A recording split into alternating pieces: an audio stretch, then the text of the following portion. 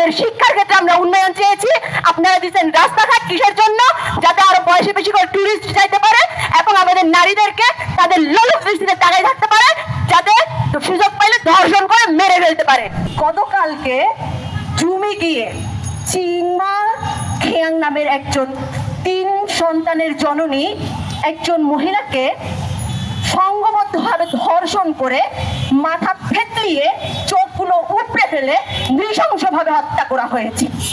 এই ঘটনা আপনারা অধিকাংশ মানুষ জানেন এবং অনেকে জেনেও না জানার মতো করে চুপ করে আছেন, কারণ আপনাদের বিবেকে বাধে না। আপনাদের বিবেক এমন যে যদি সেই ধর্ষিতা বা যে ভিকটিম সে যদি আপনাদের রিলিজিয়নের না হয় আপনারা কথা বলেন না, সে যদি আপনাদের মেইন স্ট্রিমের না হয় আপনারা কথা বলেন না। পাহাড়ে এই যে সবসময় ধর্ষণ, নিপীড়ন, বিভিন্ন ধরনের নারীর প্রতি সহিংসতা যে ঘটনাগুলো ঘটে আসছে, সেটা আজকের বা কালকের 2-1 দিনের নয়, বেশ অনেক বছর ধরে এই ধরনের ঘটনা ঘটে আসছে। যার মধ্যে আমরা দেখতে পাই দিঘিনালার 9 মাইল এলাকায় 11 বছরের কৃত্তিকা ত্রিপুরাকে ধর্ষণের পর বাড়ির পাশে পাহাড়ের নিচে গলা কেটে হত্যা করা। আমরা দেখতে পাই কাউখালীতে 8ম শ্রেণীর ছাত্রী তুমাচিং মার্মাকে নিজ বাড়ির পাশের জঙ্গলে ধর্ষণের পর হত্যা। আমরা দেখতে পাই খাগড়াছড়ি জেলা সদরের কমলছড়িতে গৃহবধূ সবিতা চাকমাকে নিজ বাড়িতে ধর্ষণের পর গলা টিপে হত্যা। এছাড়াও আমরা দেখতে পাই লঙ্গুদিতে 4th শ্রেণীর শিক্ষার্থী শিশু সুজাতা চাকমাকে ধর্ষণের পর গলা কেটে হত্যা। এছাড়া শরীরের নানা অংশে ধারালো ছুরি দিয়ে তাকে আঘাত করা হয়েছিল। এবং কাপ্তায় 15 বছরের ছবি মার্মাকে ধর্ষণের পরে জবাই করে হত্যা করা হয়েছিল।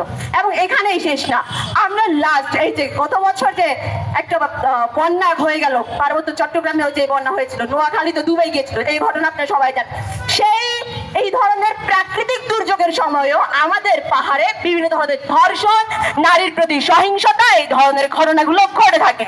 এবং এই ধরনের ঘটনাগুলোর যে ঘটে এমন সময়ে ঘটানো হয় যাতে মেইন স্ট্রিম সেদিকে তাকারই সুযোগ না পায়।